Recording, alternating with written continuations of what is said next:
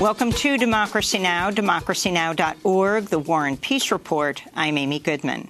Under a barrage of bipartisan criticism, President Trump said Tuesday he misspoke in the news conference in Helsinki after a summit with Russian President Vladimir Putin. This was Trump's original statement about alleged Russian interference in the 2016 election. People came to me, Dan Coates came to me, and some others. They said they think it's Russia. I have President Putin. He just said it's not Russia. I will say this. I don't see any reason why it would be. That was Trump speaking Monday in Helsinki alongside Russian President Vladimir Putin. But Tuesday, after news anchors, lawmakers, and members of the intelligence community decried his comments as treasonous, Trump said he'd misspoken, mistakenly saying would when he meant to say wouldn't. Just to repeat it, I said the word would instead of wouldn't. And the sentence should have been, and I thought it would be maybe a little bit unclear on the transcript or unclear on the actual video. The sentence should have been, I don't see any reason why it wouldn't be Russia. Sort of a double negative. So you can put that in, and I think that probably clarifies things pretty good by itself. In rare public comments, former President Barack Obama issued a thinly veiled criticism of President Trump, denouncing the rise of strongman politics while Obama was speaking in Johannesburg, South Africa, at an event marking the centennial of Nelson Mandela's birth. I am not being alarmist. I am simply stating the facts. Look around. Strongman politics are ascendant suddenly, whereby elections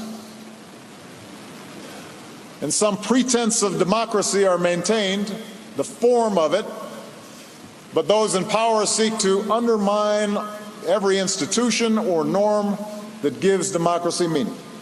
That was former U.S. President Barack Obama speaking at the centennial commemoration of the birth of Nelson Mandela, who was imprisoned for 27 years in apartheid South Africa before being released and becoming South Africa's first black president. He would have turned 100 years old today.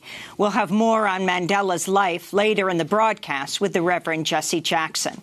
In more news on Trump's comments about Russia, a New York Times photographer took a photo of his prepared remarks, showing a Sharpie was used to cross out the phrase, anyone involved in that meddling to justice, in reference to prosecuting those involved in the alleged interference in the U.S. elections. The prepared remarks also showed the words, there was no collusion, scrawled in Sharpie in the margins of the paper.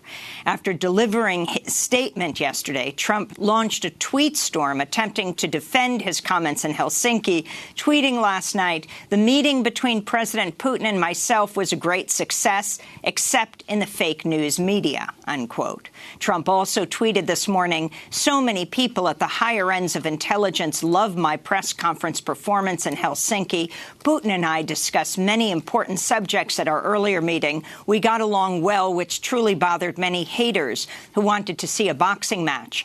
Big results will come, unquote.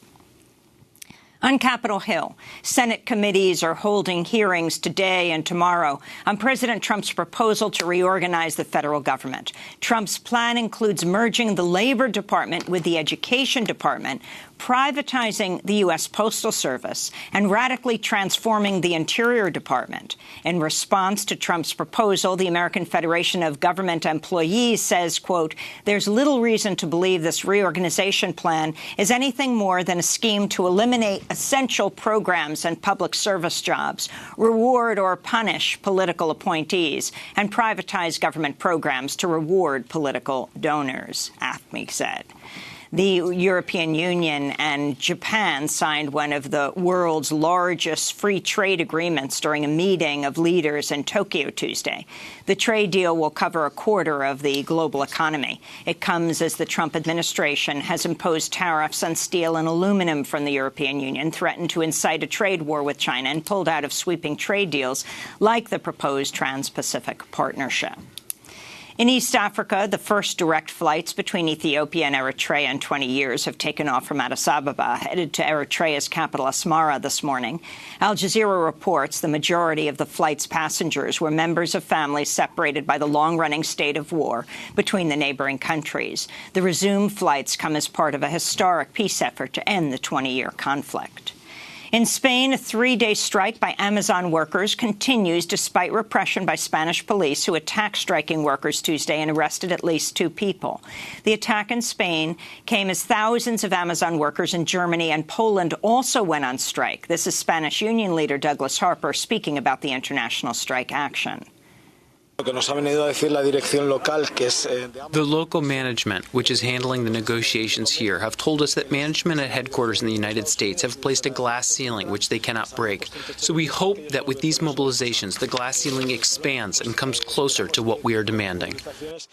And activists and educators have successfully raised enough money to erect a monument to honor famed journalist, abolitionist, and suffragist ITB Wells. The fundraising effort was first launched over a decade ago by ITB Wells' great-granddaughter, Michelle Duster. The $300,000 monument will be designed and built by celebrated African-American sculptor Richard Hunt and installed near ITB Wells' former home in Bronzeville, Chicago. And those are some of the headlines. This is Democracy Now!, democracynow.org, The War and Peace Report. I'm Amy Goodman. And I'm Juan Gonzalez. Welcome to all of our listeners and viewers around the country and around the world.